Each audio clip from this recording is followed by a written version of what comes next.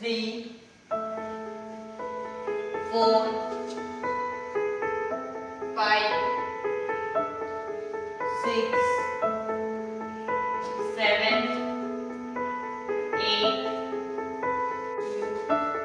3, 4, 5.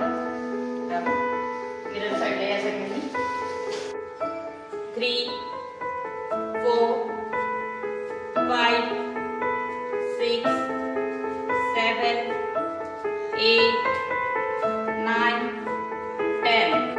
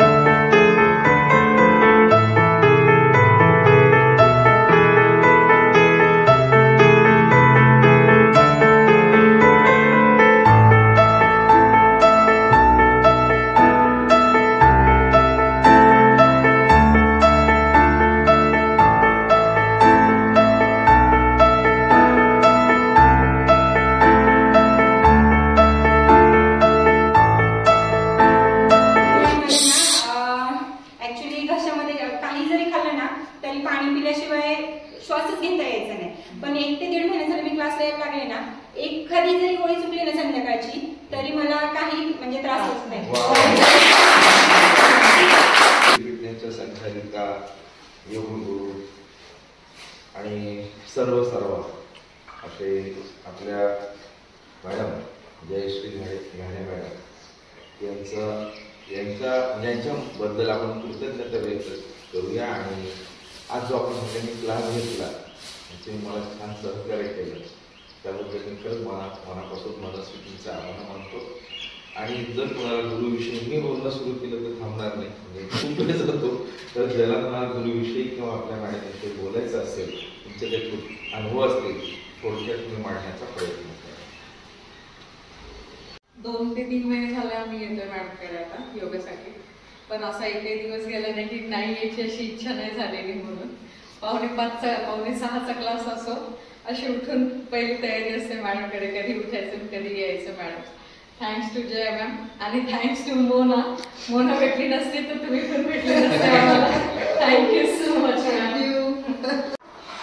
योगा क्लासमध्ये आपण सर्वजण आहोत. जया मॅडम बद्दल सांगायचं म्हणजे माझ्या मिसेसने मला या ठिकाणी इंट्रोड्यूस केलेलं. मला सुरुवातीला वाटलं या महिलांमध्ये मला कसं काय हे कर जमल का व्यायाम करायला. मी माझ्या ऑफिसमध्ये वगैरे मी बरंच त्यांना हँडल करतो सोडतो, परंतु माझ्या मिसेसने या ठिकाणी मला आणलं. आणि तुम्ही सर्वजण मला माझ्या मुलीप्रमाणे ताईप्रमाणे तुम्ही मला भेटलात. आणि माझे सर्व जे काय आजार, मी फक्त वॉकिंग करत होतो, जिम करत होतो, परंतु इथं योगामध्ये आल्यानंतर बरंच काही फरक पडलेला आहे. माझी पाठदुखी, गुडघेदुखी, कंबरदुखी या सर्व गोष्टी कमी झालेल्या आहेत. त्याबद्दल थँक्स मॅडम. जय मॅडम. आषाढ शुद्ध पौर्णिमा, व्यास पौर्णिमा, यालाच आपण गुरुपौर्णिमा असं म्हणतो. आपल्या गुरूंच्या प्रती आपण कृतज्ञता व्यक्त करण्यासाठी ही गुरुपौर्णिमा आपण साजरी करतो. वर्षानुवर्ष म्हणजे पहिल्यापासून हे गुरुपौर्णिमा साजरी होते आहे. आता पूर्वीचे उदाहरण नाही देत मी तुम्हाला गुरु शिष्यांचे खूप, पण आमचंच उदाहरण देते आणि माझ्या बाबतीतलंच थोडेसे अनुभव सांगते. 2021 मध्ये मी जेबी जॉईन केलं, म्हणजे आनंद होतो. 3.5 वर्ष झाले मी कंटिन्यू आहे इकडं आणि आतापर्यंत सगळ्या बॅचेस पण जॉईन करून झालेले आहेत, अटेंड करून झालेले आहेत. अगदी इव्हिनिंगचे सुद्धा 5 ची 6 ची बॅच सुद्धा मी थोडे दिवस केलेली आहे. लॉकडाऊन मध्ये माझं वजन खूप वाढलं होतं, जवळपास 73 ते 74 किलो वजन झालं होतं. हे सगळं असं एकत्र झालं होतं. मी मॅडमकडे आले तर एकदम हेल्दी होते अशी.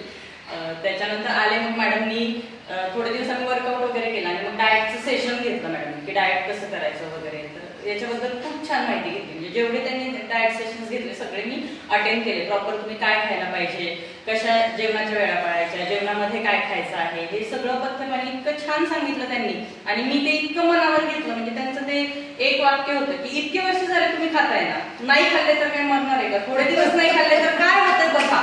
म्हणजे हे त्यांचं वाक्य मला फार इन्स्पायर, म्हणजे त्या वाक्याने मी फार इन्स्पायर झाले आणि मी ठरवलं की नाही आपण योगा करायलाच पाहिजे. काय बिघडतंय की आपण समजा नाही महिनाभर पाणीपुरी खाल्ली तर काही होणार नाही, बाकीचं खातोय ना आपण बरोबर. नाही आईस्क्रीम खाल्लं, नाही गुलाबजाम खाल्ले तर चालतंय. म्हणजे हे त्यांचं सांगणं इतकं छान होतं. म्हणजे ते त्याच्यापासून खूप छान मोटिवेशन मला मिळालं आणि ते आवर्जून म्हणजे 6 महिने खूप स्ट्रिक्ट डाएट केलं मी आणि जवळपास 12.5 किलो 12 ते 12.5 किलो वजन मी कमी केलं. म्हणजे 60 किलो त्यामुळे 4-5 किलो वजन माझं वाढले. पण एखादं डाएट सेशन झालं की परत ते बरोबर सगळ्यांच्या बरोबरीने डाएट केलं आणि ते कमी होईल. तर हे अनुभव खूप छान होते डाएट सेशनचे सुद्धा. प्रत्येक वेळेस कधी पण काही शंका असेल, अगदी अर्ली मॉर्निंग दुपारी कधी पण मॅडमला फोन केला तर मॅडम मार्गदर्शन करणार की नाही काजू खायचे नाहीयेत, बदाम भिजवूनच खायचे, 4च खायचे सकाळी. म्हणजे ह्या गोष्टी बारीक सारीक गोष्टी खूप छान मॅडमनी गाईड केल्या, सांगितल्या.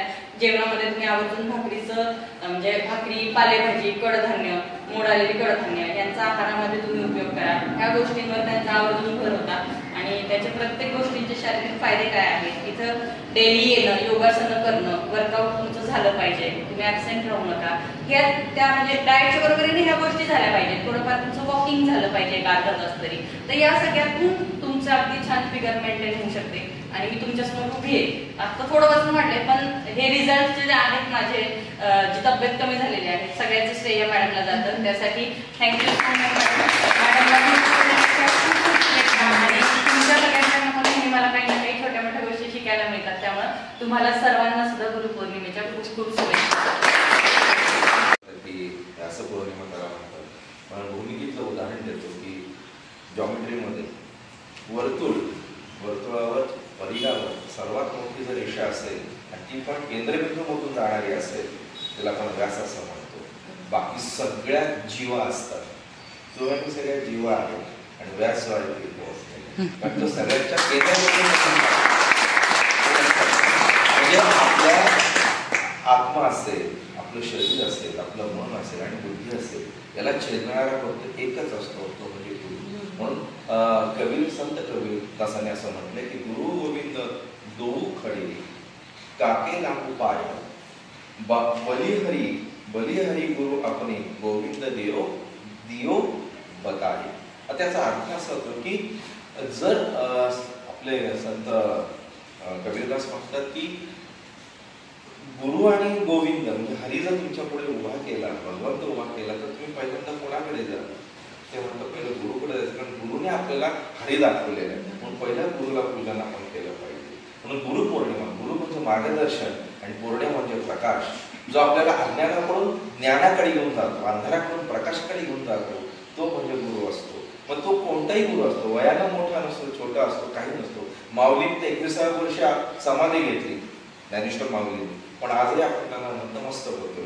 म्हणून कोणताही गुरु हा लहान नसतो, मोठा नसतो. म्हणून नेहमी म्हणतात की नदीचं मूळ आणि गुरुचं कुळ कधी शोधायचं नसतं. जो शोधण्यात जातो त्याला मनामध्ये अपयश निर्माण होतं.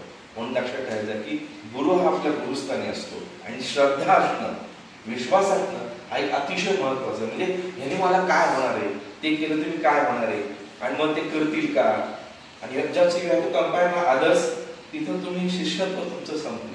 पण तुमच्यामध्ये फक्त शंका कुशंका आणि नुसतं आयुष्य असं शंका कुशंकेत जातं आणि कडेला गेलो आपण जीवनाच्या एखाद्या टप्प्यावर, हे असं कळतं आपण विश्वास का ठेवला नाही. पण कुठेतरी विश्वास ठेवायचा. फक्त तो अंधश्रद्धेकडे गेला नाही पाहिजे, तो श्रद्धेकडेच राहायला पाहिजे. श्रद्धेतला विश्वास हा देवत्वाकडे घेऊन जाणारा असतो, हे लक्षात ठेवा. म्हणून मला असं वाटतं की आजच्या गुरुपौर्णिमेबद्दल मी एवढं सांगतो आणि थांबतो. तुम्ही सगळ्यांनी जे मला सहकार्य केलं मनापासून त्यांचे खूप धन्यवाद.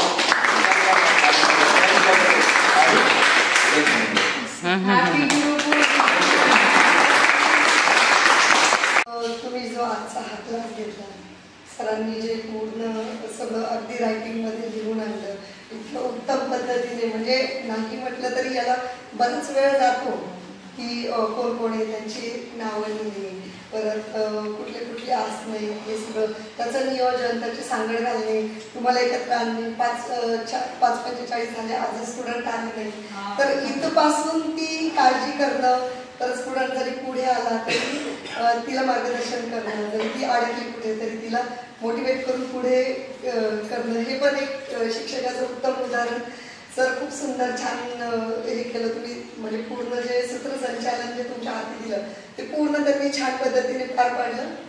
त्याचबरोबर स्मिता आत्रे जेवढे सकाळी उठून एवढी पंचारती जोकडे, आपण संध्याकाळचा जरी वाढदिवस असला तरी पटकन काही सापडतं काही नाही, तांदूळ सापडतो तर साखर नाही सापडत, साखर सापडते तर कुंकू नाही सापडत, तर तिने इतका अर्ली मॉर्निंग एवढं सुंदर पद्धतीने हे इथं आणून जी आरती उतरवली त्याबद्दल खरंच धन्यवाद दोघांचे. आभार. एक दिवस सुट्टीचा हक्काचा तो तुम्ही मला माझा दिला आणि क्लास घेतला त्याबद्दल सगळ्यांचे आभार.